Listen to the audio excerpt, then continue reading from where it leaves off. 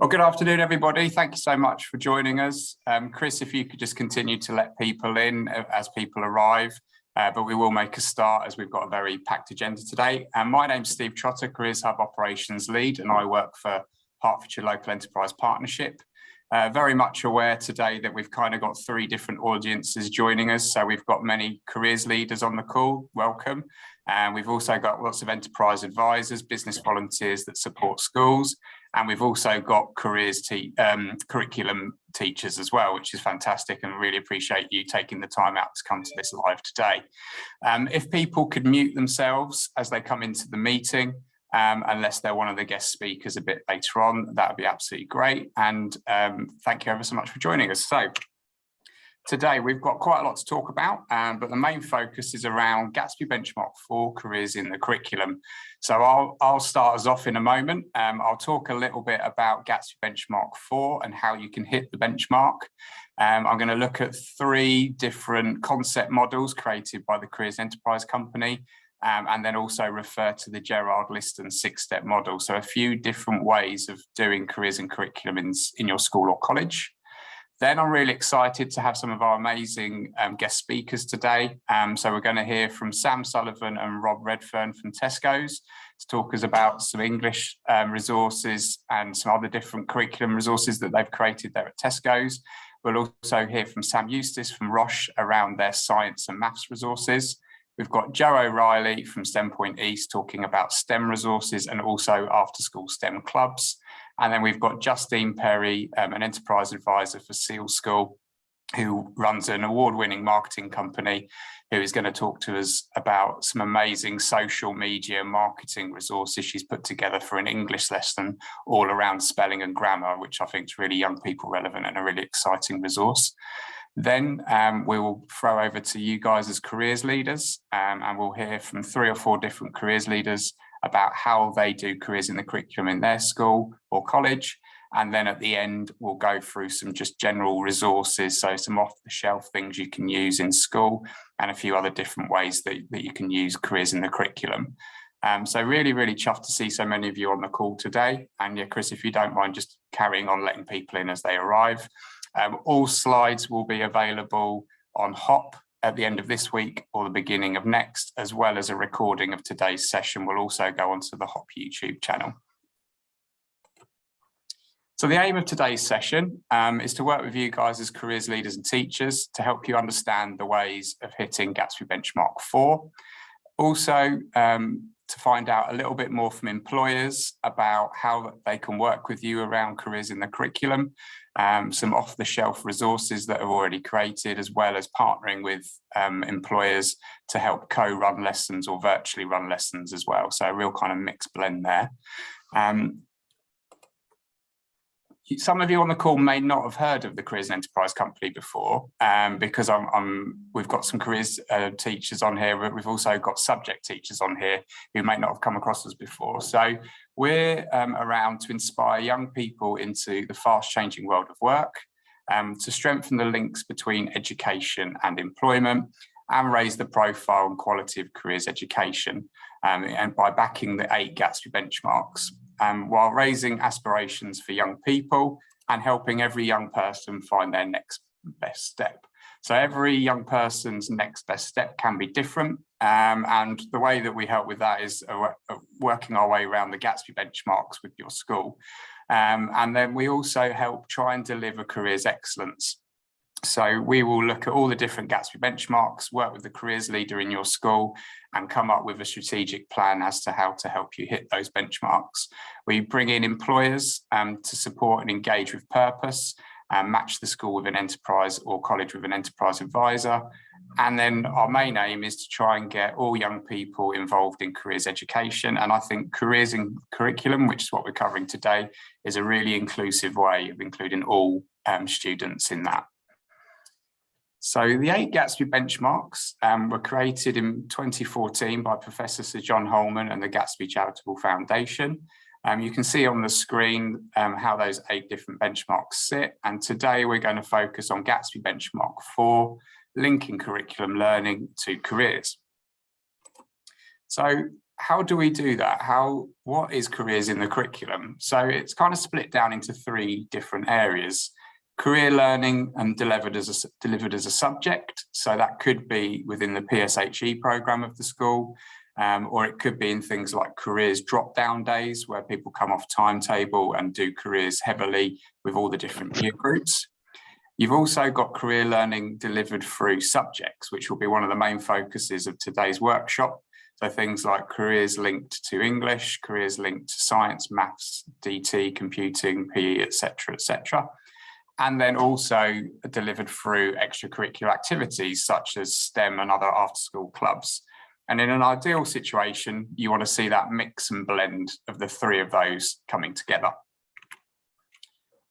There's been a bit more of an emphasis around this piece of work over the last 12 to 18 months. There was a Skills for Jobs white paper that came out almost a year ago to the day, where there is a more of a sharper focus on careers education and guidance to be embedded into every school and college.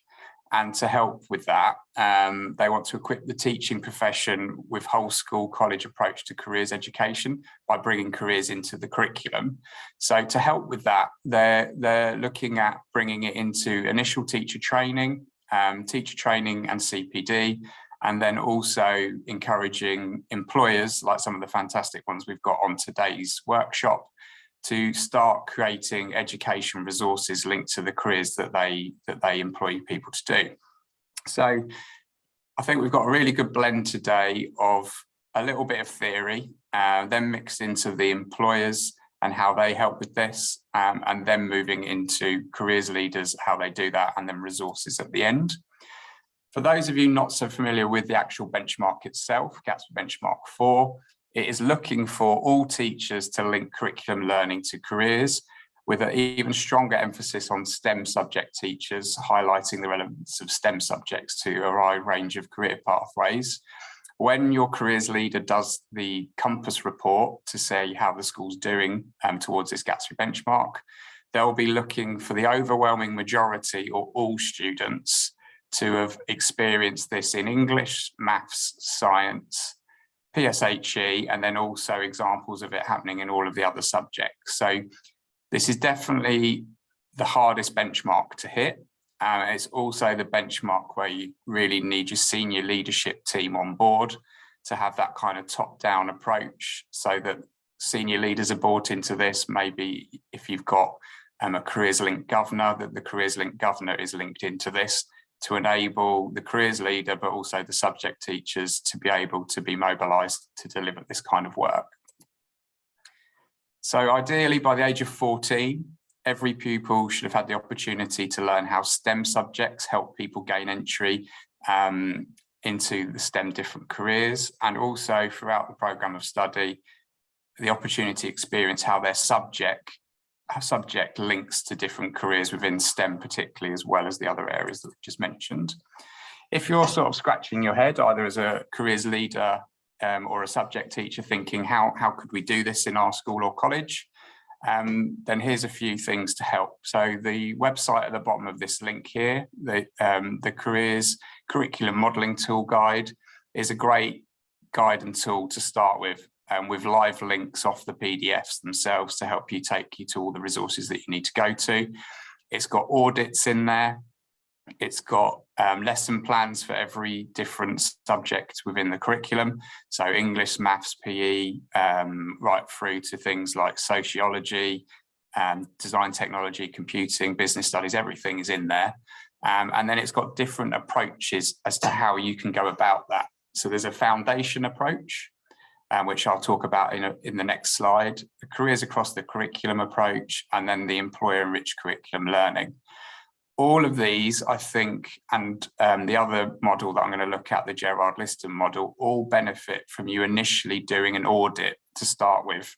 So either in sort of a staff meeting, part of an inset day, or even in a curriculum meeting, team meeting, starting to audit what you already do as a school and in which year groups that is careers in the curriculum already. So for example, if you were in a maths team meeting, auditing what's going on throughout the maths department that's linked to careers, either with live employers being involved in some lesson, or some off-the-shelf careers in the curriculum resources. And then each of these guides highlight all the different ways of how you could implement that approach within your own school or college. So the foundation approach, or maybe the C grade, this one is more heavily involved with a school delivering careers probably through the PSHE timetable, with little bits of highlights, maybe in things like National Careers Week, National Apprenticeships Week, highlighting out careers and linking subjects to different jobs, mainly driven by the careers leader in the school. So obviously you need to have PSHE in the school's programme, and I know not all schools have got the luxury of being able to do that. And then you need your careers leader to be the main driving force behind the foundation approach. All of the resources around the foundation approach are on this web link, as well as the careers across the curriculum and the employer enriched as well. As you move into the careers across the curriculum approach, it's getting a bit more progressive now, a bit more detailed. You'd have stuff going on in the PSHE timetable, tutor time. You'd be using theme weeks like National Science Week, National Apprenticeships Week, National Careers Week, but then you would be doing things like that audit to see how the departments are doing, and then you would be looking at resources that either need employer input, and the careers leader could then help you as a department reach out to employers to enrich that part of the curriculum, or you'd be using some of the off-the-shelf resources that we'll show you a little bit later. So the careers across the curriculum approach is just taking that next step up, where you're doing PSHE, but you're also bringing it into the curriculum as well. As you move into the employer enriched curriculum, this is kind of the A-star approach. This is maybe a staged approach where you maybe move through those different ones that I've mentioned to eventually get to this one as a bit of a longer game. You've obviously got buy-in from the senior leadership team. You're starting to produce detailed schemes of work and lesson plans detailing careers in the curriculum at this point. You've done that audit. You've also started to track students. So what careers learning they're doing within school and in which year groups, using things like UniFrog or your Sims systems or Compass Plus.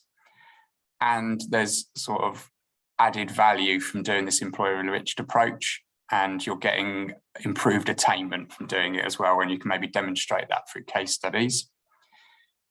You've got resources that maybe your own teachers have created, as well as ones that have been partnered with employers, and ones straight off the shelf.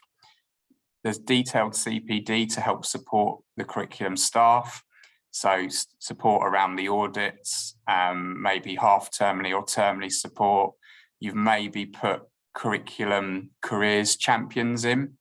So the English department's got a careers champion in it, the maths department, science department, etc. And that careers champion could then be the other person deployed to help the careers leader embed this into the school deeper and further. The careers champions can come from a bit of a mixed background, really. You could, in an ideal world, you maybe want some heads of year. You'd probably want some heads of department, but equally just some enthusiastic staff that are interested in doing it, and maybe some newly qualified teachers as well. So you've got a real sort of broad spectrum there. And then you're looking at how that delivery is done and when. So maybe having a sort of a detailed map out of what year groups are doing this, or a curriculum visual journey plan, which we'll show you a bit later, so that it highlights where careers in the curriculum is in the timetable. What's really good to sort of take away from today, either by referring back to these slides or the recording, or showing this in a meeting within your own school or college, is maybe starting to reflect and discuss where you think you are as a school or college on this scale. So you right at the beginning of the journey, you're starting to do some light things where you may be using some lesson plans that are employer enriched. You might be highlighting things to do with careers within National Careers Week, National Apprenticeship Week, that kind of thing. Are you at that early stage where you're starting to do an audit, or you haven't audited yet? Or have you moved into that foundation approach and you're getting some content delivering in PSHE lessons? You've maybe got a group of teachers who might be becoming interested in becoming career champions, and you're starting to think about using things like Skills Builder, which we'll show later, in lessons and a few other off-the-shelf approaches. Then as you move into that curriculum approach, you've then got teachers who are getting more heavily involved in using content in different subject areas. You might have those careers champions getting a bit more embedded within the setup, and them themselves, as well as the careers leaders, just starting to engage with employers. Whereas when you get up to the A-star approach, you've got teachers themselves that are happy to engage directly with employers to do that careers in the curriculum work, either virtually or via video, setting a task at the beginning of a lesson, or actually live in person or on video virtual call. So have a think about where you feel you are, and then refer back to the systems I've shown you to help you with that. A third system here that's really helpful, that's been around for quite a few years and a precursor to the careers and enterprise approach, is the Forum Talent Potential model by Gerard Liston. What he's got here is a 6-step plan to help you do careers in the curriculum. And it starts with engaging the senior leaders. At each step, there's worksheets and things to help you go through each of these steps to gain senior leadership buy-in. Also the audit.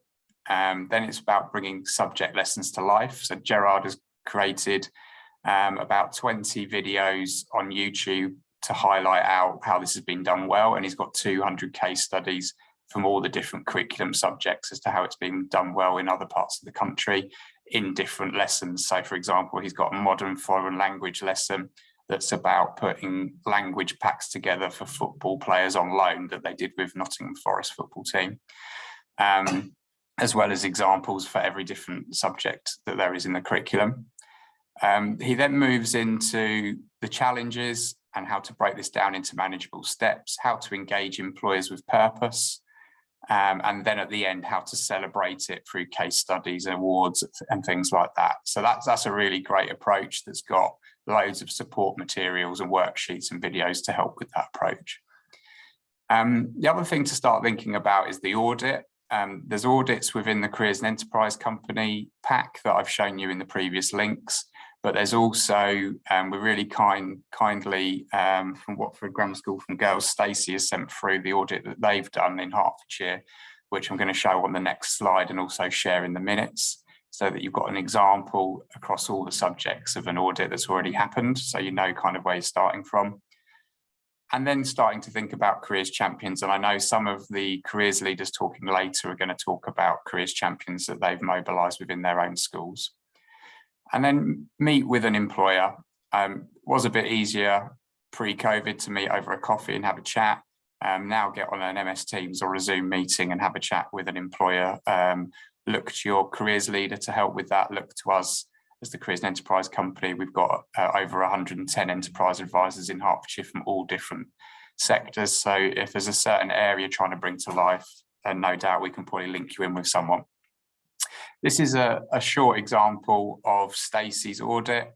You can see along the tabs along the bottom that it runs across the whole curriculum, and just some examples of how they've done this for the different year groups from year 7 up to year 13 and the different curriculum subjects, so maths, English, design, technology, PE, IT. So they're all in there. So I will share that in the pack from today. So feel free to have a look at that and have a look at the audit, and then maybe see how that could work within your own organisation as an Excel. If you're in the earlier stages, or you're just kind of wanting to see some examples, really, the My Learning, My Future resources on the resource directory from the Careers Enterprise has got off-the-shelf resources for every curriculum subject. So what you do is you click on the link, say for My Learning, My Future History, or My Learning, My Future Chemistry, and then that will give you a teacher pack, a student slide deck, homework tasks, worksheets, and all of the lesson plans all ready to go.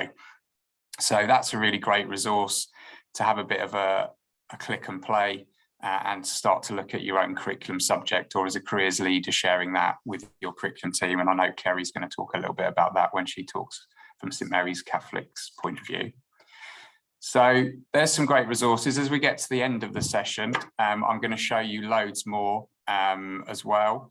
But what I'm really keen to do now is to hand over to our amazing guest speakers. So we're going to hear from Sam Sullivan and Rob from Tesco's, then Sam from Roche, Joe from STEMPoint East, Justine from Cariad Marketing, and then we'll hand over to the careers leaders as we get to there. So Sam and Rob, are you able to come off mute and come on and join me as guest speakers, please? Yep. Thanks, Sam. Hello. Hi, Rob. Hello. So good afternoon, everybody, and thanks very much for inviting us along to the call today, Steve. Really happy to be here. So I'm Sam. Could we go to the next slide, if that's all right? Okay. Lovely, thank you. So I'm Sam Sullivan. I'm the pre-employability and work placement program manager here at Tesco. Almost 21 years experience with the company, and about just over nearly 3 years now as an EA with Barmile School in Stevenage. So Rob, do you want to introduce yourself? Yeah, I don't know if you can see me or not, but Yep. Yeah, we can see you, everyone. Perfect. I'm Rob Redfern. I'm engineer and design manager within Tesco. Been with the business 11 years and been working in industry since late 90s, following it graduated in building services engineers from the University of Hertfordshire. Great. So Rob and I are going to take you a little bit through about the project that we worked with AET. It was last year we created, co-created some materials on maths, English, we've done some on geography, computer science, but today Rob and I are going to take a bit through the one that we did on English as a very first pilot. So really sort of from sort of Tesco point of view and also a personal point of view why Rob and I sort of got involved. As I say, you know, I lead these programs within Tesco, but we're also a cornerstone employer in Hertfordshire, and as I say, I'm an EA as well, so I was very passionate about this benchmark. It was always the one, like I said, you know, it's a hard one to do, and as employers we're like, how are we going to write this? We're not experts, we're not teachers, we know our stuff, but how do we bring it to life and make it meaningful for the young people? So as I say, we were approached, we worked with AET, and that was fantastic because we had the subject expert matters like Rob, and then we had the teacher as well, and then we really worked very closely together to create this meaningful content. And for us, we really wanted to understand more about the curriculum, what are the barriers teachers are facing when they're trying to deliver these subjects, and also really keen to make sure we pull in those employability skills as well, and all the content that we've created all links to the skill builder framework, which Steve mentioned previously, so that's weaved in through all our content, and it's a great opportunity for, let's say, colleagues like Rob and many others sort of around the business who are regular volunteers, but so I want to do more, what can I do more, so they can share their experience, and we also go into schools and deliver this program as well. And finally, it's just really about trying to stop that. I've got a 16-year-old daughter, and it's, Mum, why am I learning this? How is it going to help me later on in life? What's the point? And I'm sure many of you as teachers on the call get that from your students, but hopefully with the way that we've created that content, we can stop that. So over to you, Rob. Thanks, Sam. Really good, really interesting. This is probably a little bit about me and why I got involved. I'm a STEM ambassador. I'm a youth leader, have been a scout leader for over 20 years now, and this always sort of stuck out to me and shouted at me when our founder of the Scout Association sort of said that, and it resonates with me, this. And so when Sam approached me to say, would anyone want to get involved, I sort of jumped at it and thought, you know what, I can give back and hopefully leave this world a little better than when I found it, and give young people lots of opportunities. Now, when I got involved, I automatically thought, oh, great, I'll be able to do this maths, engineering thing. You know, I've got this perception that engineers are maths, they'll do all the angles and calculations and stuff like that. And then I started talking to Lisa, the teacher involved, and started just delving into my role a bit. And she said, I know what we could do. It's all about planning. do you know what? And it's just a sort of natural thing I do every day. I plan ahead, plan my workload, plan the jobs that we've got coming up. And so the expectation that I had was one thing. Actually, in reality, we do an awful lot more. You know, whether you're an employer here or an educator, we do an awful lot more than what we actually perhaps think about. So so started off on the one hand thinking I'm just going to design something, and then it came out as a completely different project with a bit of both. So if we can move on, please. So just sharing a bit of my experience and what we did. Really working with Lisa, spent a bit of time, the teacher, working through what I did, what she was trying to achieve, where we were trying to get to. So we sort of had a bit of a to and fro exercise around what the objective is, talk a bit about me, what I do, and what we could perhaps start bringing into the curriculum. And then ultimately start using the planning process that we're going to talk to the young people about to generate this suite of documents that we've got, whether it's understand the problem statement, do some research. Then I started creating all these documents that Lisa then and I started having regular conversations about how do we bring that to life? What does it mean to young people that they can really resonate with and sort of bring this stuff to make them think, yeah, actually I can relate to that and what we're actually talking about, because that's really important. If you just don't get it, then they're not going to learn and be interested in it. So we went through all of that, and then ultimately had a final review with the team, and hopefully produced this amazing Year 7 English resource, which we can move on to, if that's the next slide. So we called it, how could the skill of planning save the world? So really up to date with our thinking around, you know, the green agenda from the government, from Tesco as a business, from our community and planet agenda, but also young people now, I think, perhaps even more so than when I was at school, really keen on looking after the environment as well. So hopefully this sort of draws them in a bit to think, well, what does that mean? You know, and hopefully could lead into so many different roles, whether it's engineering, project management, program, all these different things that people could think about. So what we did was, first of all, set the context of the challenge with what we have in Tesco. So what does that mean to us? Just give them a bit of an idea.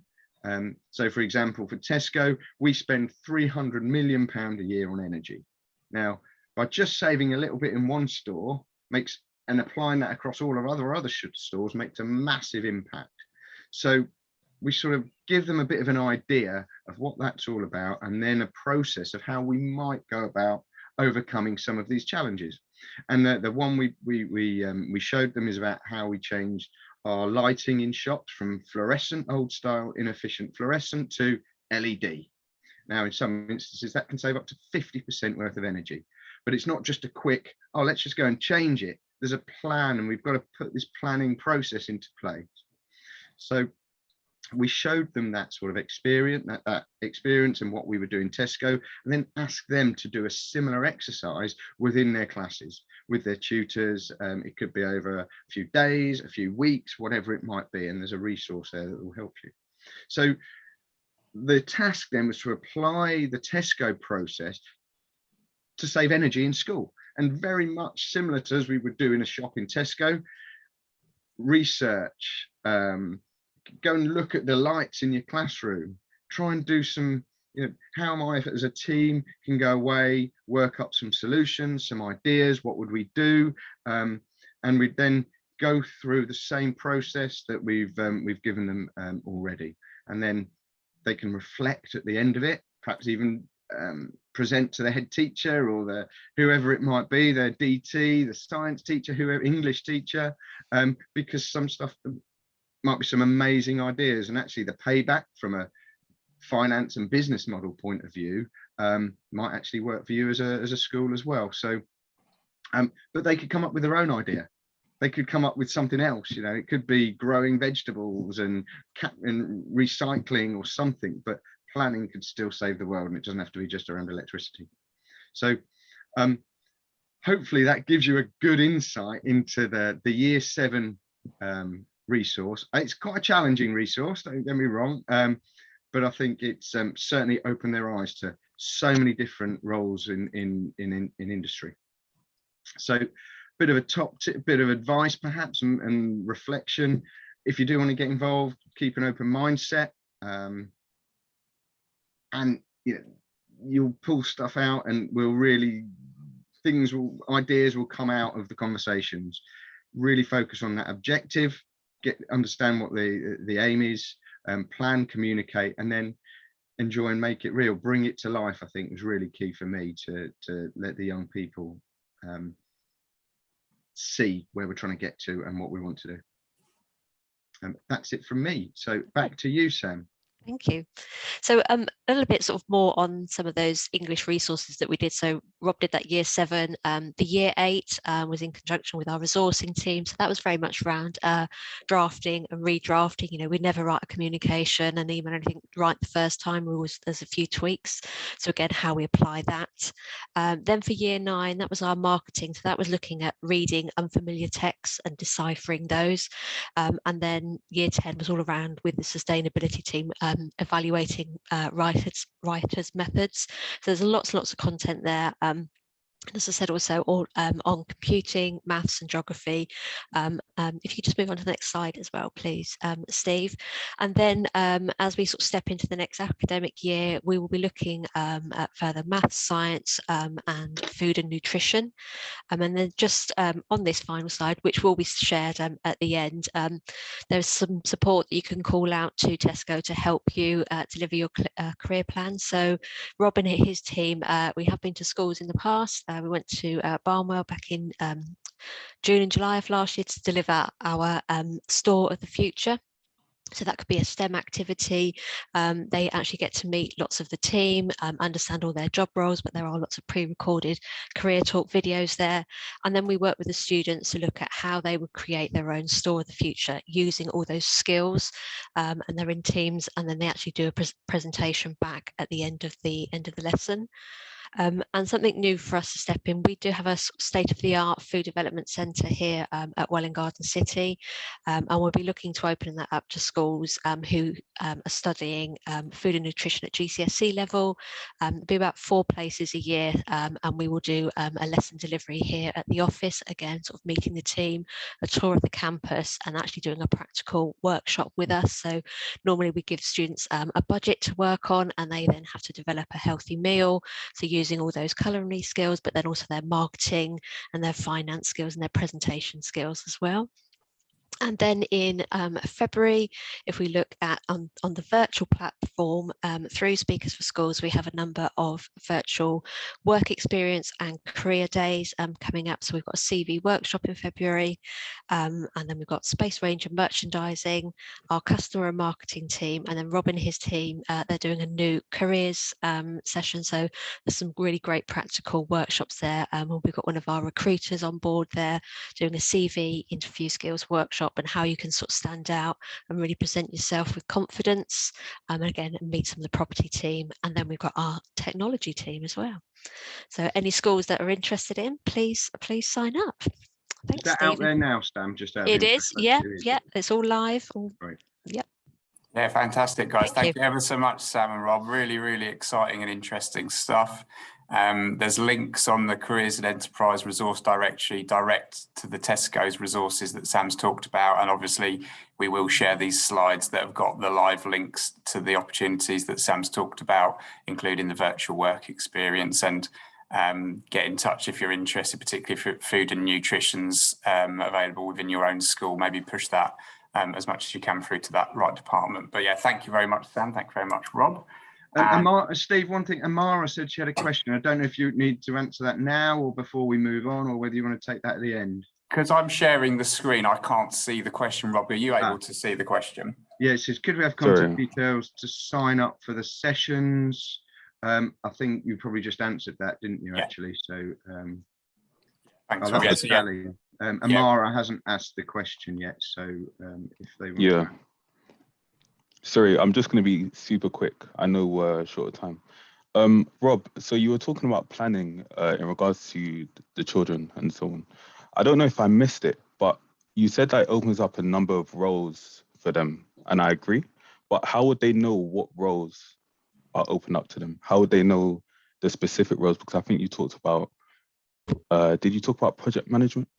Yeah. I mean, it's a conversation, isn't it? I think, you know, that it's difficult to, in every lesson plan, to say these are all the different jobs associated. But I'm hoping, you know, what we're hoping is that you can start thinking about the environment. You can start thinking about planning and project management, and all these things will hopefully inspire and just maybe get the cogs turning to help young people think outside the box, perhaps, to say, well, actually, I quite fancy that. You know, it could be geography, it could be food, it could be whatever it might be, depending on what. And that's, I suppose, what this is all about, isn't it? Yeah, sparking that 100%. interest, Rob. Yeah, definitely. And then they could jump on the Hot Hertfordshire Opportunities portal. There's several thousand job profiles on there. So like you say, Rob, if they were interested in project management, they could go and have a look at project management as a career, how much they earn, what qualifications they need. They could ask to go and see the careers advisor in school or speak to someone about it in school. So sparking that interest, I think, is great. Thank you very much, guys. Sorry, could I also add to that, just on each of the resources, that whoever's co-created at Tesco, they've either done a video intro or a written, so a bit about them, about their job and their skills, and then all the materials then linked to the careers website as well to explore different careers as well. Brilliant. Thanks, Sam. Thank you, guys. Thank you. That's brilliant. Thank you ever so much for your help. And I'm going to hand over to Sam now from Roche. Sam, do you want me to unshare my screen so you can go onto the website? I would say yes, but my internet's been temperamental, so I might stick with the slide if that's cool with you, Steve. No problem at all. Go for it. Brilliant. Thank you so much. Yeah, thank you for having me on. And hi, everyone. Thanks for taking the time out today. I'm Sam. I'm the lead for the UK employee experience at Roche. That kind of involves our diversity and inclusion efforts and our early careers platforms across our whole UK organisation. So for those of you that don't know Roche, which is not uncommon, don't worry, we're not the brand that makes all of the nice beauty products, unfortunately. We are on the other side, we're a healthcare company, also very critical though, I must say. And we're split out into the pharmaceutical side and the diagnostic side. And our pharmaceutical division for the whole of the UK is based from Welwyn Garden City, just across the road from Tesco's actually. So we are neighbours, often go over to use the netball courts and have a good game over there as well. So our Welwyn office isn't a lab base as people would often expect from a pharmaceutical company. That is all based in other countries, mostly around Switzerland. We are instead the office, like a very office and operational based area, as well as sales based for going out into hospitals, etc. in the local area. And then from some of our diagnostics areas, which is further down south, we often go into a few more labs. There's a little bit of exposure, but much more around a range of different jobs that come from those that don't want to go into the labs, which, as we discover working here, more people that take biology and think they want to go into the labs discover that really isn't for them. So it's a good opportunity for people to be able to explore those other career options in science. So we've got about 1,000 people in Welwyn. So many of us are local, grew up locally, went to school locally like myself. So we're very invested in really trying to get ourselves back out there. And we've got a vast amount of STEM ambassadors who are all itching once COVID's over to get back out into schools and start delivering some sessions in person. But for the sake of today, we've got up front a bit more about what can be done right now that you guys could just pick up. And these are all hosted on the STEMPoint website. So I know that after this, Joe will be going through a little bit more about the website. So I won't jump into any of that. I'll just speak about our resources for now. So we've got at the front 6 colleague videos. So to the last point, it's kind of really insightful for anyone to get the overview, right, of what jobs you can actually do if you start to explore STEM subjects for your career. So we've got 6 different colleagues who do very different types of jobs, but all based around STEM subjects. And they just talk for no more than 5 minutes about who they are, what they do, what a typical day is like. So these are great as just like an intro if you're using it alongside a lesson, if you want to just give it to people to go away and have a look at, however you use best, but they're really quick and easy to kind of use alongside anything else that you're working with. Alongside that, we then have these 2 main sessions hosted on this particular site. So one's aimed at Key Stage 3 and one at Key Stage 4. And they're really trying to explore holistically what we do as an organisation and what knowledge we can share. So the first one around developing medicines, both of them can either actually be a 20-minute session or a 40-minute session. And I know from running sessions in schools previously, it never goes to plan. So I won't joke that it will definitely fit into an hour session. I know that much for sure. And it's basically an upfront video from our two colleagues, as you can see there, which are just really quick and easy. They go through in about 10 minutes. It gives the context, it gives you the idea of what's going on. Then there's the activities for the students to go away and do, and there's supplementary videos if you want to make the session longer. Now there's a teacher's guide that goes alongside it, which you'll be able to link out to. It's a really simple to run session. It's great to just pick up off the shelf and give people a chance, and it's really easy to adapt to the different year groups within those key stages. It just in the conversations that would be had naturally, and how you go about running some of the activities, whether they're in groups, individually, etc., etc. So really exciting stuff, and it links really nicely to some of our external pieces. Bench to Bedside was a big campaign we did anyway, explaining about how medicines get to us and how we actually then use them in our lives. So it's a great context piece of both what it's like to work in these organisations, but also how it impacts you daily. So it links that purpose piece really lovely, so people can see how they could make an impact in the job they pick to do. And then aside from this, which I won't flash up right now, but just to give you a context of some of our other work, we have, as I say, lots of STEM ambassadors that are itching to get out in the field and come into your schools and actually start delivering some sessions when COVID allows, whenever that may be. And I know we're lining one up at the moment for a maths session. And a great example. So this is called a maths and medicines, and we have a real huge number of statisticians, a big mouthful, in our Welwyn office, looking over 120, and they are incredibly well qualified, and they give a really fun overview of how you can bring maths and your love for maths into a career that makes such a big impact and is so critical to every single thing we do as an organisation. So just a bit of a difference in what you can go and do with your maths, your love for maths as well. So just a real quick overview. If there are any questions, please reach out to myself or through Steve. As I say, this is great to pick up off the shelf. We're very much looking forward to being able to get back in and help more in real life as well. And always happy to have a chat and do everything we can to kind of support and get some support out locally as well. So thank you, Steve. Hopefully I stuck to time. That was perfect, Sam. Thank you ever so much. And yeah, these resources are great. And like you said, with the maths, I know that Sam is the enterprise advisor for Monk's Walk School. And they're exactly what Sam was alluding to there, is that they're trying to get into Monk's Walk to do some math sessions there, which is fantastic. And then I know that from Tesco's being previously on before Sam, that they're working with Barnwell School as well. So there's these kind of off the shelf versus also the direct delivery. So it's nice to see like a bit of a mixture, which is great. So I'm going to hand over now to Joe O'Reilly. Thanks again, Sam, for that and the previous speakers. But over to you, Joe, and thank you very much for joining us as well. Hello, good afternoon, everybody, and thank you for the opportunity to speak to you. I've got quite a lot to cover. I'm going to skim through because there's so much that we can support you with. So my role at STEMPoint East is enrichment partnership. So there's various aspects of STEM engagement to support you, to support teachers, to support students. So if I just run through briefly the different aspects that we cover. Some of you might be familiar with the STEM Ambassador Hub. We've got over 3,000 STEM ambassadors across the east of England to support you. Either you can put a request out if you're running careers events or something within the curriculum, they can come and support, talk about their area. You can also have a look through to see what they are offering, a little bit about them.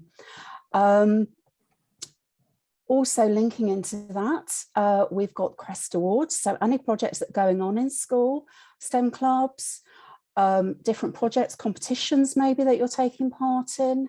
there are accreditations that the students can work towards, starting from discovery, moving right through to gold. So any of these things I'm talking about, I can obviously follow up. I've put a lot of links in documents that I've shared with Steve, who's going to share with you afterwards, and my details will be at the end as well.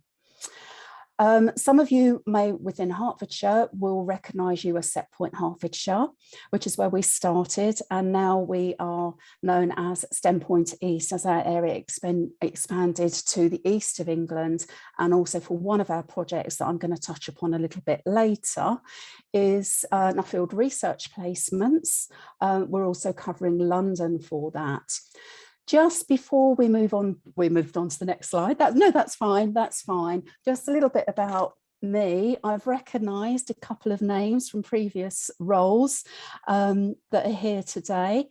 Some of you may know me from Hearts for Learning. I worked there for a couple of years, and prior to that I was area manager for Young Enterprise, so probably linked up with a lot of you there. And that's probably a good opportunity to say, as you can see from Sam's presentation and Roche, we work in partnership with a lot of people, a lot of companies. We hope to be working with many companies across the region going forward, including Young Enterprise, so it's nice to have that link there. So the session today is focused on how we can support you meet the Gatsby Careers Benchmark 4. So that linking the curriculum to careers. I've already mentioned Crest Awards, I've already mentioned STEM ambassadors, and I'll be covering a little bit about STEM clubs, which is another option out of school hours that we can support you with. We've got a whole host of resources. You're going to be sent the links to all those. And we also have themed awareness events like Mars Day coming up, Science Week, all sorts of different things coming up. Move on to the next slide.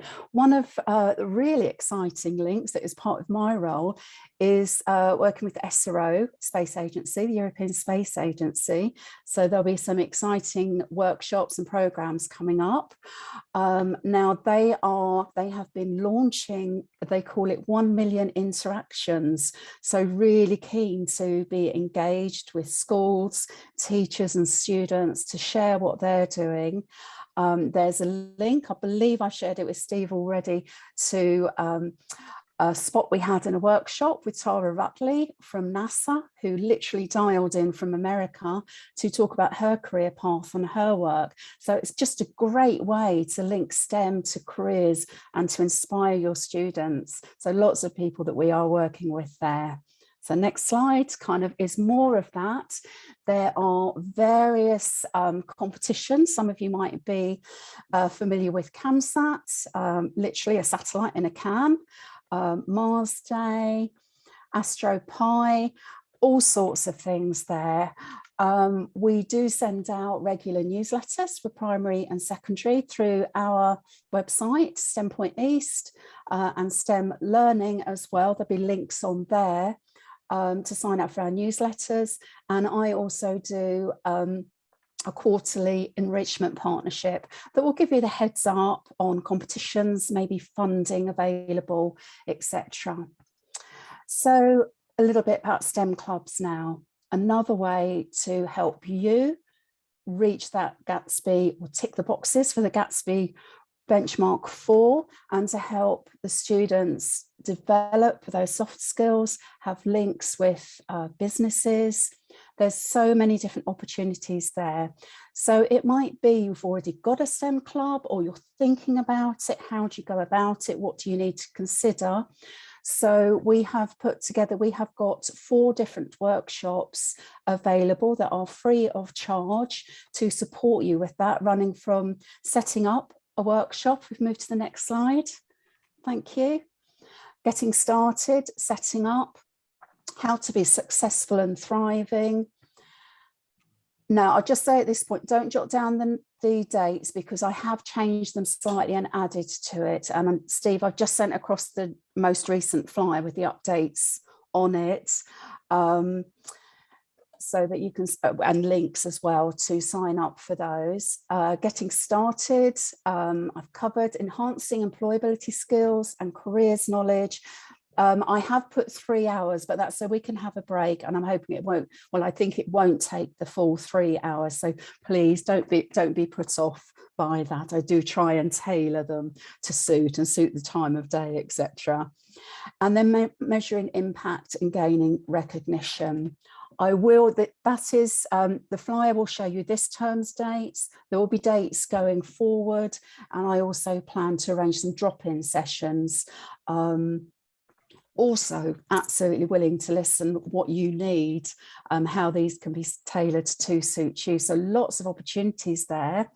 Part of the considerations is what year group you're going to offer it to, what sort of activities. Is a shorter term activity to get them engaged, maybe with older years, key stage 3 and 4. It might be maybe one of the competitions feeds into STEM club or feeds into the curriculum. And then, as with everything that you're doing related to STEM, we can get those valuable STEM ambassadors to come and give that real life experience and hands-on support, or virtual if that's what it needs to be. So there is a link there. I believe these slides are going to get shared with you afterwards. There's a link to loads of resources for lots of different areas. I was just scribbling a few notes as I was listening to the others. So in partnership with others, the STEM clubs is working with Gatsby, got SRO. We're also putting together a space booklet with profiles of different STEM ambassadors in space, careers in space. There's resources, as I said, to do with funding available for school for STEM activities. And Roche, you've already beautifully covered that you are on our website with lots of interactive material and videos. There's also going to be a link to further YouTube videos from our STEM ambassadors. So lots to cover, so much more that I could cover. If we move on to the next slide, which I think is coming towards the end, there's my email address. If you want to follow up, or you'd like me to send you any details, or want to have a chat about anything, absolutely fine. Please ask, and I'll try and point you in the right direction and get that to you. So more than happy to take any questions if we've got time. Thank you. Thanks, Jo. Because I haven't got access to the chat, are you able to see if there's any questions for you in the chat, Jo? I could see one, but I think it was just our Managing Director, Helen, saying, I'm afraid she has to leave, and she's put the details, the link to our website there for me. Thank you, Helen. That's great. Well, there's so many different resources there, Jo, and it's great to see the sort of extracurricular approach as well as all of the teaching resources that were on the slide before this one. So thank you ever so much for joining us, and yeah, your contact details are there, and a lot of the links and things that you've shown are going to be shared. Like I mentioned at the beginning, but I know a few people have had to log in a bit later. We're going to share all the resources on HOP, and we're also going to put a video of today's session on the HOP YouTube channel. So thank you very much, Jo. Thank you. Can I just add one thing very, very quickly? That Nuffield Research Placements is an opportunity for Year 12 students to do 2 weeks research placements with various industries. There is particular criteria. It's for disadvantaged students or first in family to go to university or thinking of going to university. So again, details on our website or via me if that's something that you think might be interesting. We can do assembly launches with regards to that. Thank you. Brilliant. Thank you, Jo. So I'm really excited to hand over to Justine Perry from multiple award-winning agency Cariad Marketing, who has come up with an amazing concept that I'm a real fan of, and I think a lot of young people will be as well. It's linking social media to an English lesson around spelling and grammar. Really engaging, really captivating, and I think very young people relevant. We've had some really big employers on talking about resources such as Roche and Tesco's, who are both enterprise advisors, but it's great also to see a smaller business get involved. And I suppose it's that kind of the enterprise advisors that are on the call today. Hopefully some of you, I know some of you already have created resources that have been on previous workshops that have joined us today, but hopefully it might also engage some of you to start engaging with schools to do some as well. So Justine, are you able to join us and come off mute and talk us through your resources? Thanks, Justine. Thanks, Steve. Can you hear and see me? Yes, definitely.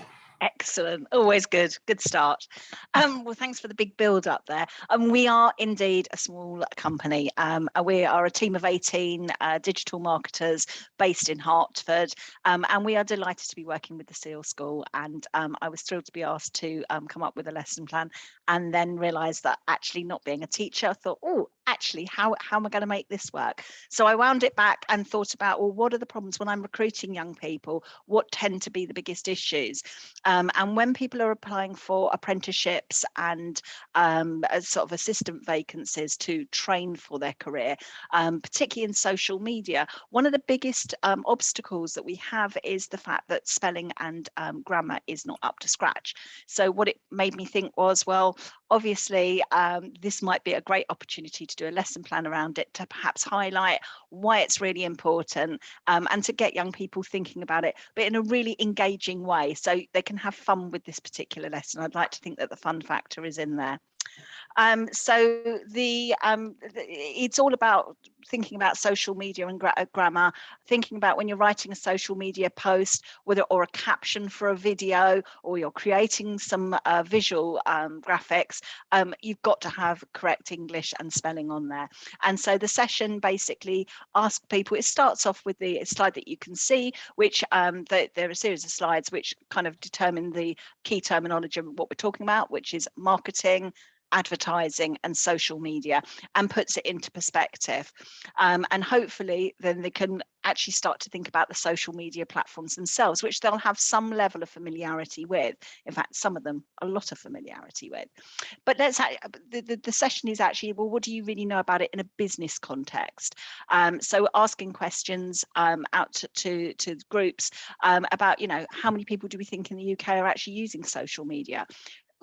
Who really is the most followed account on TikTok? What age group use Instagram? How much do brands spend advertising across the platforms? And once they've thought about that and answered some questions, they can then go on to a sort of like look at the platforms themselves and talk about the platforms and what they do. And the idea here, I mean, obviously there's hundreds of them, is that we've put ones that they should be familiar with and some that perhaps they won't have heard of, but that are very popular and very important from a business context.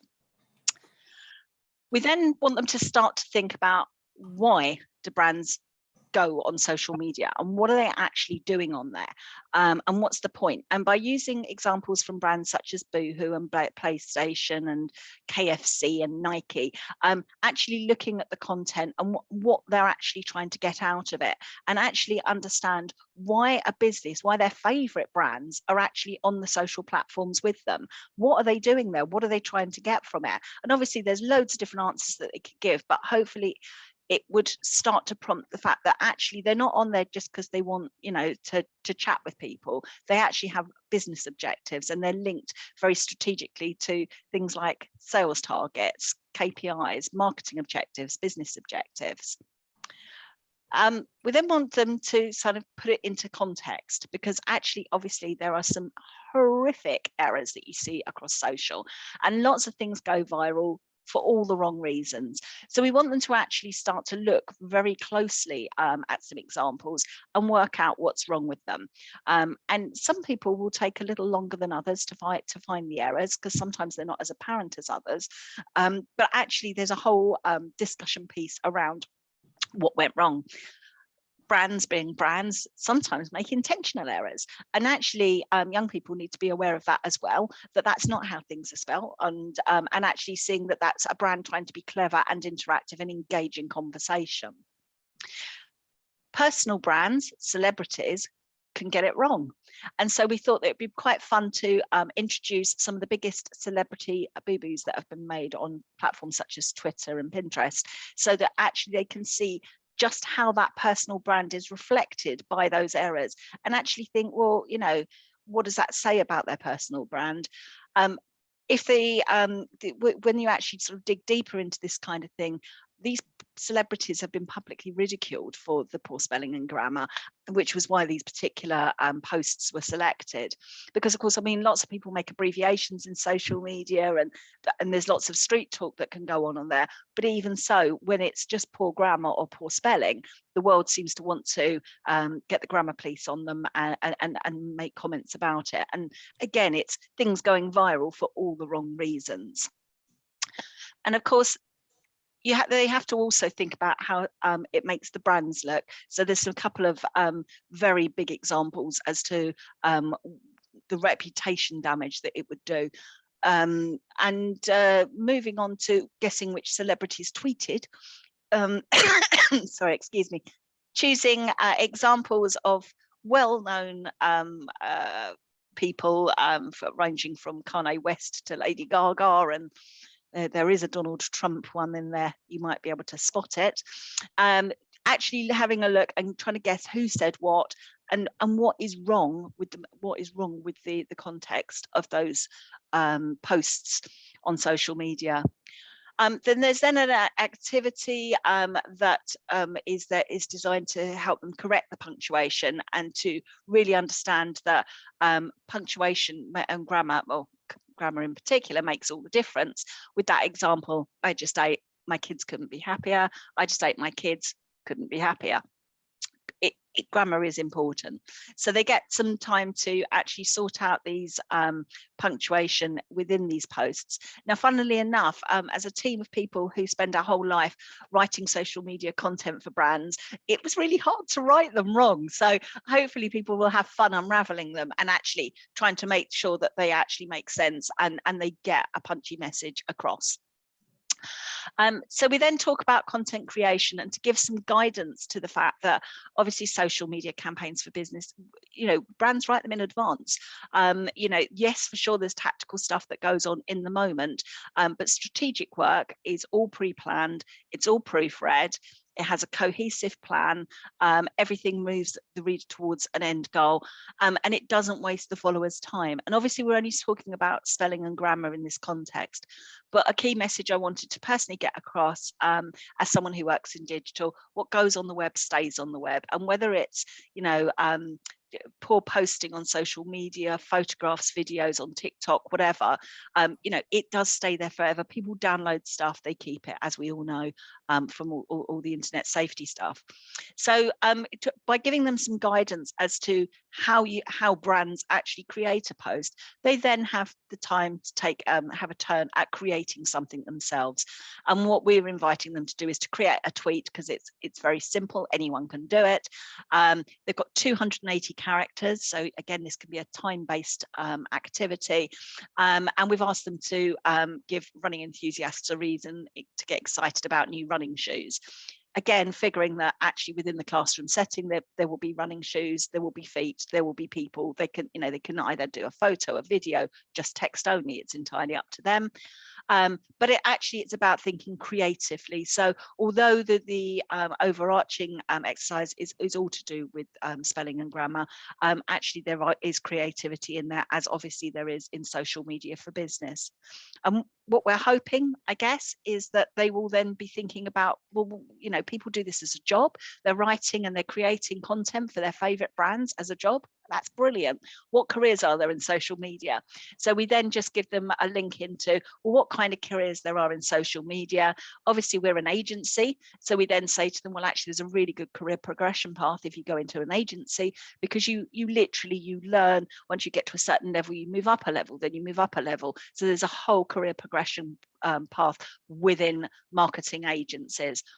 But there's loads of other jobs out there, from planning and strategy to community management, advertising execs, content creators, influencers, consultants. There's a whole range of opportunities there. For my part, it'd be great to see more young people want to go into social media, and hopefully this will pique their interest. I think that probably covers it. Steve, have I done it within time? Yeah, that's perfect. Thank you very much, Justine. I just think this is really engaging. I think it's so young people relevant.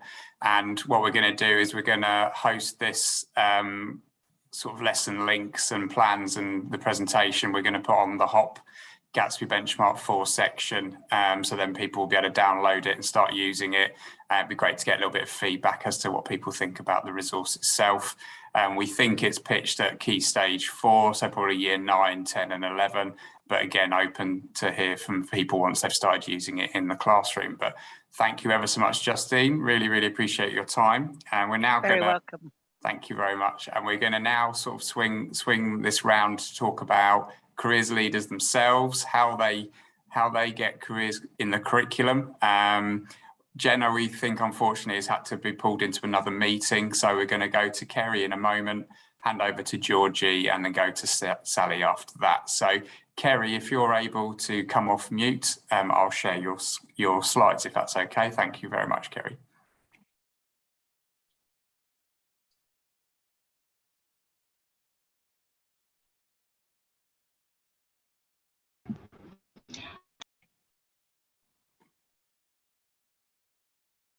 Sorry, Kerry, you came off mute and you've suddenly gone back on mute again, sorry.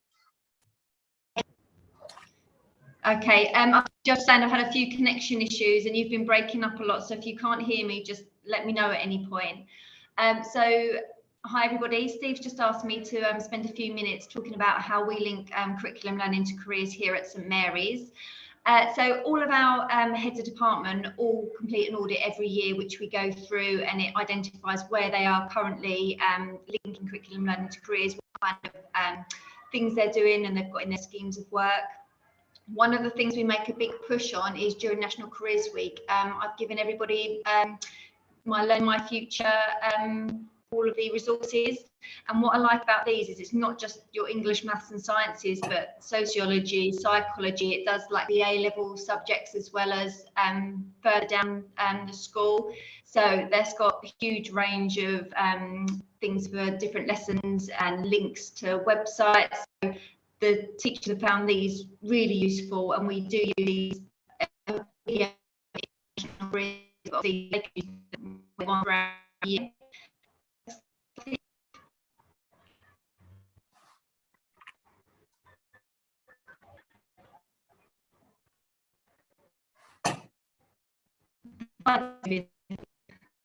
Kerry, I think we might have lost you. I don't know if it's worth trying to turn your camera off just to keep the audio maybe, and it might just be a bit easier to keep you going.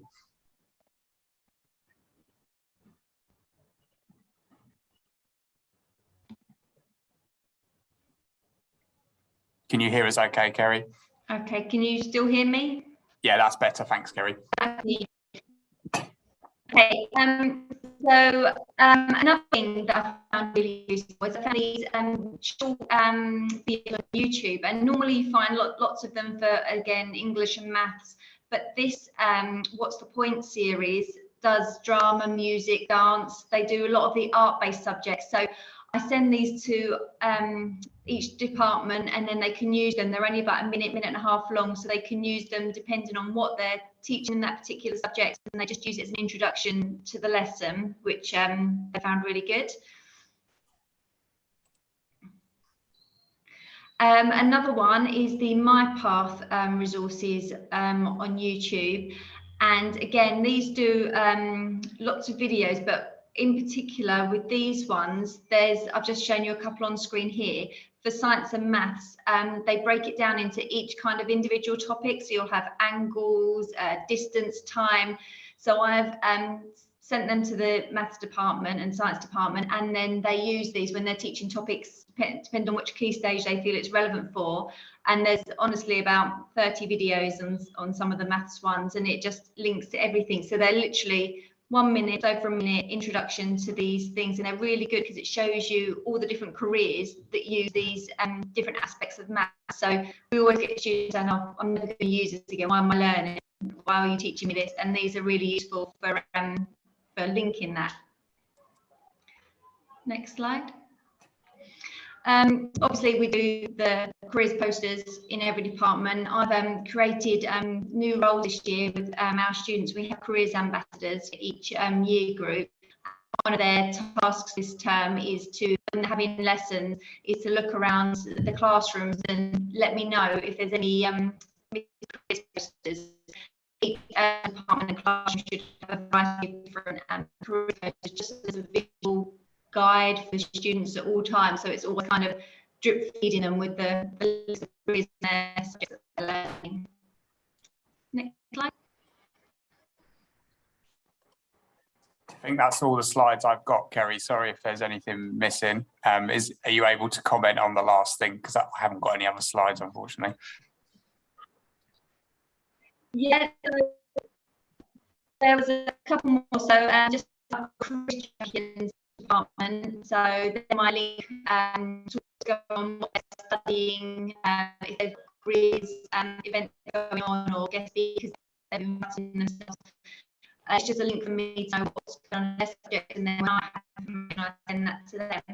And another thing is any kind of event. So we take part in the STEMPoint competitions, we careers in science initiative, and we took part in the Essex Chemistry recently, and now Year 12 students took part in that for a whole day event, and we also have guest speakers in, so we had someone come in that works in the care sector and run a 2-hour workshop with them, linking their learning particularly to careers. So yeah, lots of things going on.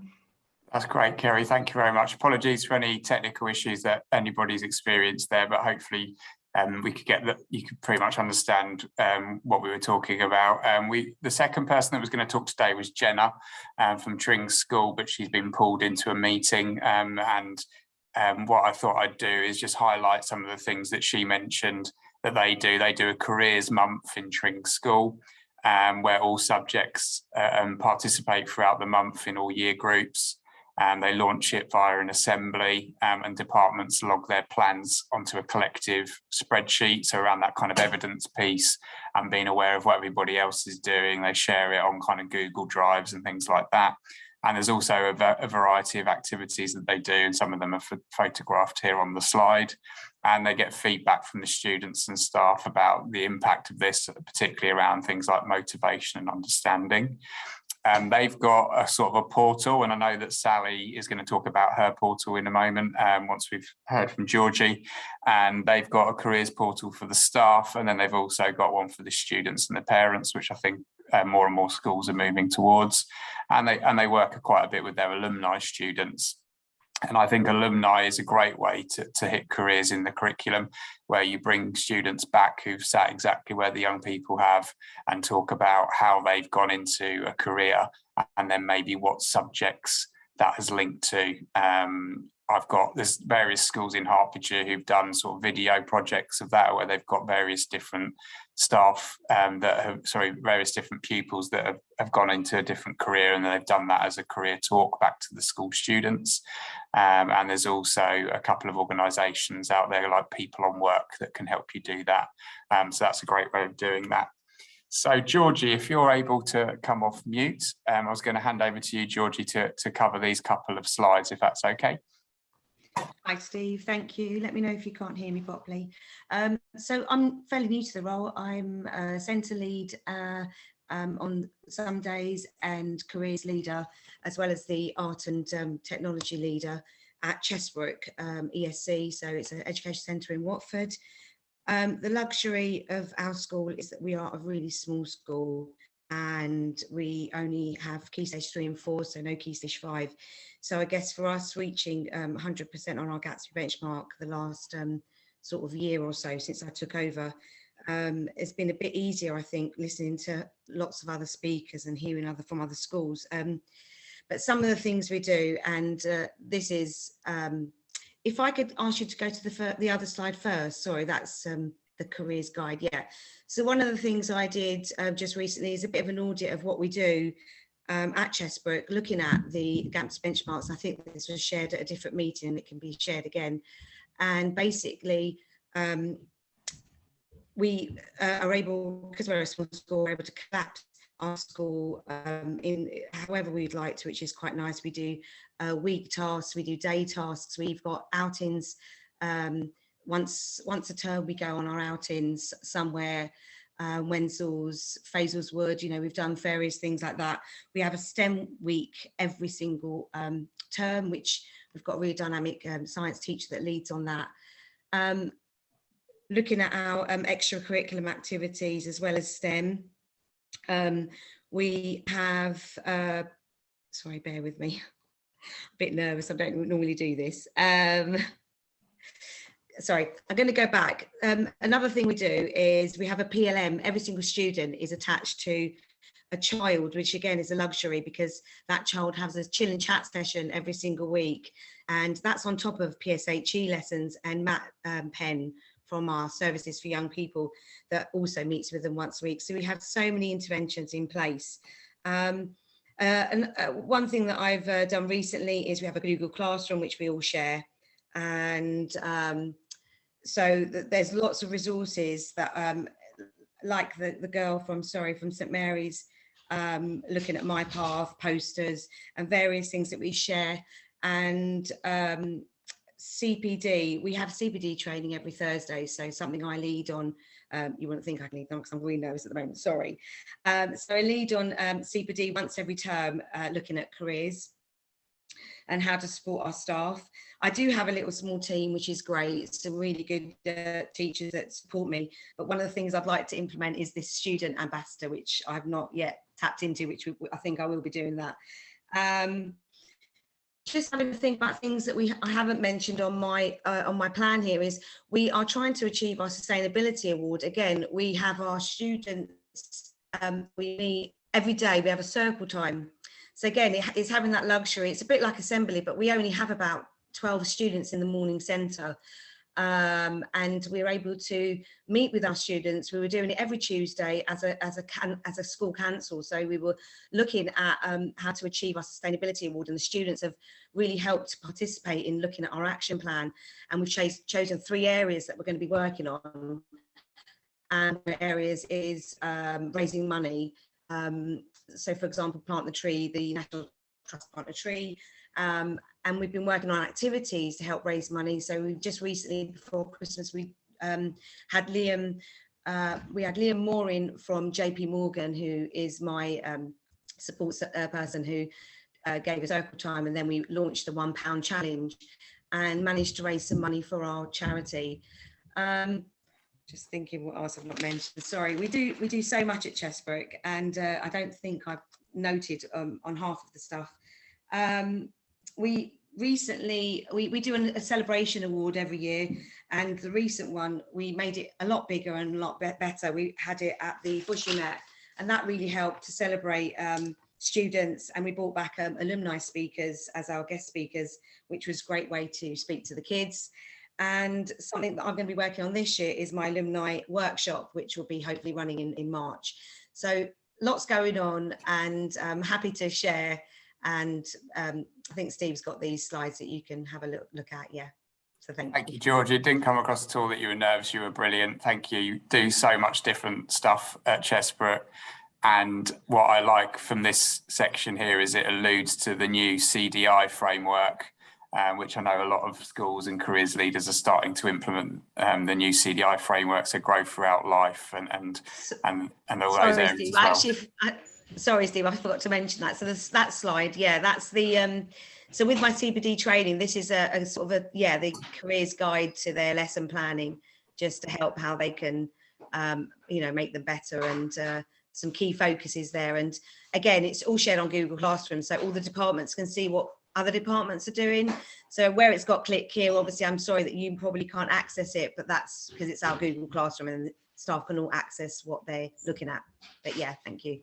That's brilliant. Thank you, Georgie. Thank you to the other guys that went before Georgie. And now I'm going to hand over to Sally, if you're able to come off mute. I've just chucked a slide together, Sally, but equally happy for you to share your screen if you need to. Sally, thanks. Over to you. Yeah, if I could share my screen, that would be great. Just a couple of things that we've done. I'm not at all saying that we've got it sorted at Priory, because I'm fully aware as a teacher myself that careers sometimes is up here for me, but down here for everybody else. So when I asked them to do something, so I was very aware that when I started this job, I was kind of like going, oh, can you put careers into the curriculum? Can you do this? Can you do that? And then I thought to myself, well, I'm asking them to do all this, but I'm now also expecting them to find where they want, find all the information as well. And I was sending them emails and people weren't picking it up. So during lockdown, because I didn't have much to do, I decided to make a website. And I started off with a student website because I needed to find somewhere to put all the information for all the emails that were coming through about all the kind of virtual options.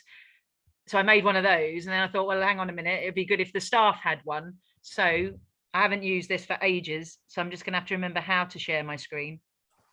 Green up arrow. I got it. Share. Oh, that's my emails. You don't want to see that. What can you see at the moment? We can see. Can you see a skills assessment linked to jobs? Right. Yeah, so this one here, one of the things I did, I can't see the top of my screen now, is that we, instead of doing Careers Week, National Careers Week, what I was finding was every department was like, right, we're just going to do careers homework. So every child got about 20 bits of careers homework, and it was kind of all in one place. So this bit here that's on screen is we're actually doing Careers Week. So each department, you can see down here, are starting to fill in when their Careers Week is. So they have their own standalone week for it. PE did para sports and employability skills, and we linked the two. So each department has their own chance to do whatever they want. Math and music went crazy. They had guest speakers, all sorts. They did loads of stuff, so they're really on it. Whereas we've got the other end of the spectrum where they might just do a bit of homework. So it's the first year, so we're kind of just kind of building it up, but the staff seem quite okay with it. I'm just trying to see if I can't move the top of my screen. Just trying to give you that. Right, so here is my portal. So here you can see that it's made by Google. It's really easy. I've done CPD sessions with other careers leaders. So if you're interested in making one of these, then I'm more than happy to do that for you or help you do it. I'm not going to make it. So along the top here, I've got loads of information. So I thought I'd let them know what the Gatsby benchmarks were. So I just highlighted those. Really easy ways to achieve the Gatsby benchmark 4. So things like careers weeks. We use slides with Google, so they can add these into their daily lessons. So for example, if they're studying medicine in Key Stage 3 for science, they can then put some jobs down that link to that, some ideas of starters and plenaries, homework they could do, how to get guest speakers in. We're trying to use people at work to try and get some alumni videos going. Got 3, I think, at the moment, and just some display ideas.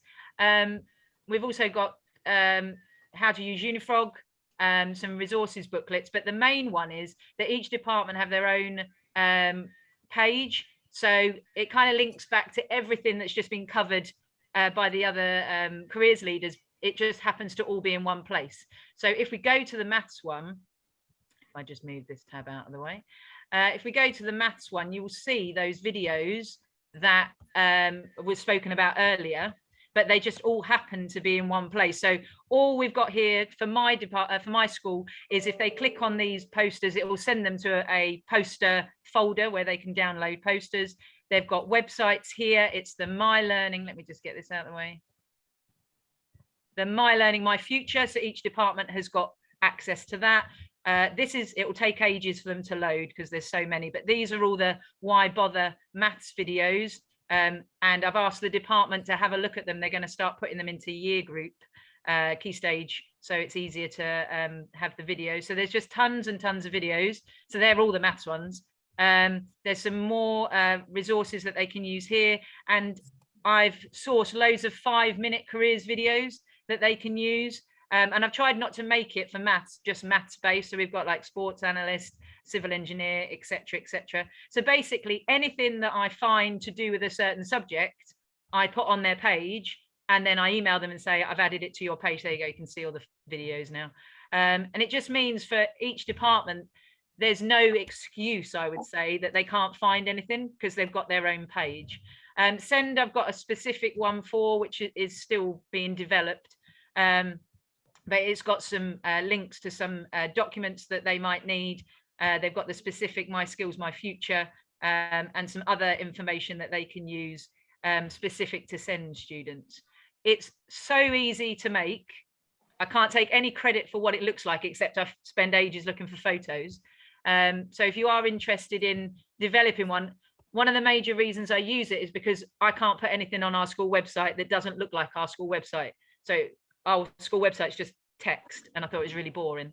So I've got 3 of these. I've got this one, I've got the student one, which has got all basic career stuff in, and I've got a my subjects, my careers one, which is basically the same as what we've got along the top here, but it's student friendly. So it's taken out all the careers resources and it's just the videos. So that's that. There you go. Brilliant. Thank you, Sally. That's been great. Thank you ever so much, Sally. Really appreciate your time. Big thank you to Sally.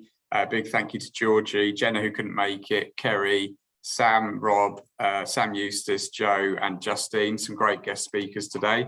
I'm just going to show some last resources and do a couple of updates, and then I'll let you get on your way in 5 minutes. So the resource that we've mentioned a lot of times today, and the careers leaders have alluded to as well, and the Tesco's resources are on here, is the My Learning, My Future. So you've got the web link in the slides, and there you're able to then go and look at all the different subjects and their resources, lesson plans, PowerPoints, etc.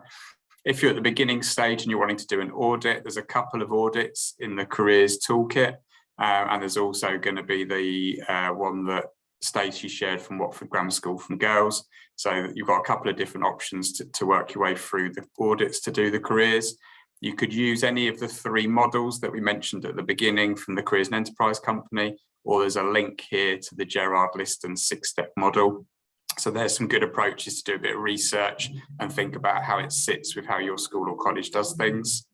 We're going to give you a handout that the LEP and I and a few others developed last year and have updated, which is about 5 pages long of various different off-the-shelf resources split into science resources, English, maths, PSHE, and then every other curriculum.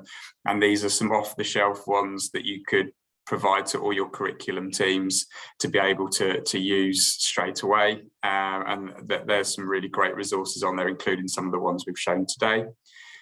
A lot of people have been pulling in things like the careers posters. So there's a link to Planet, which are one of the free options to do that.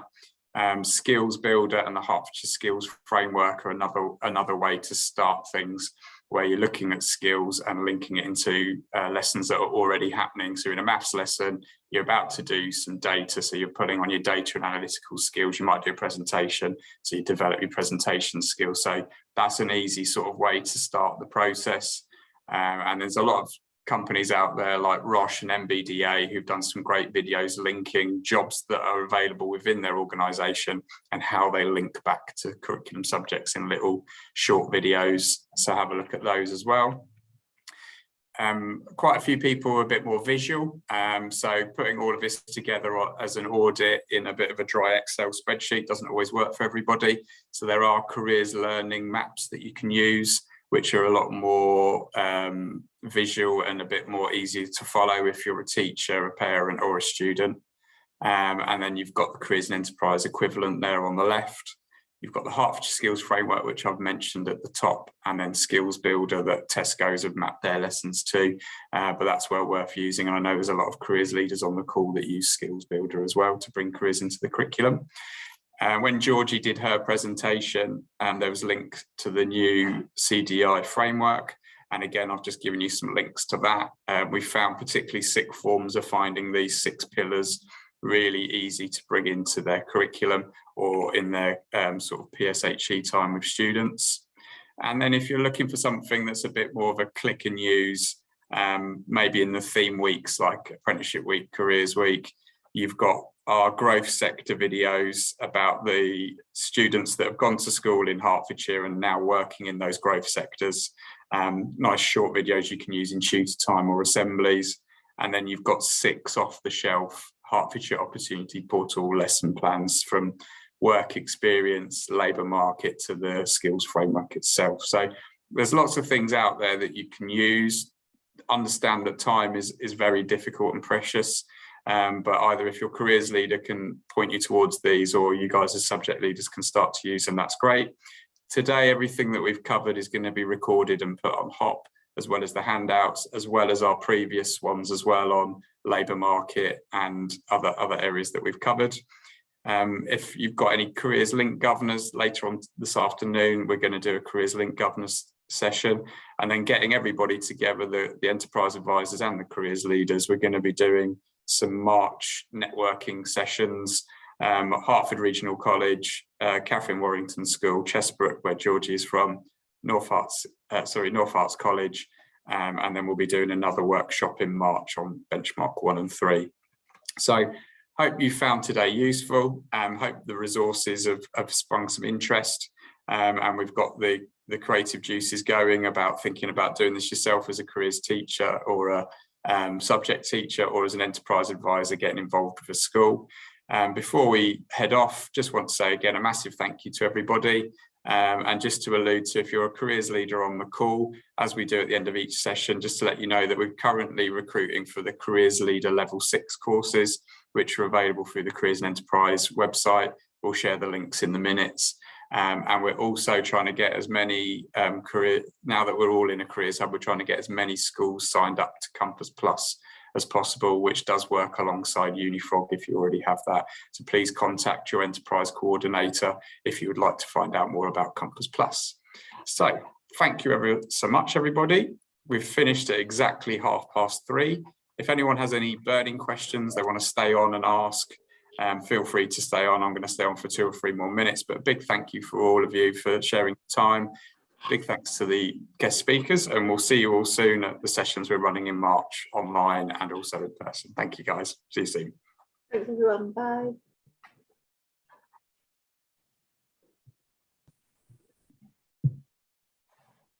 You're okay to press stop recording. Thanks, Chris. Thanks for your help.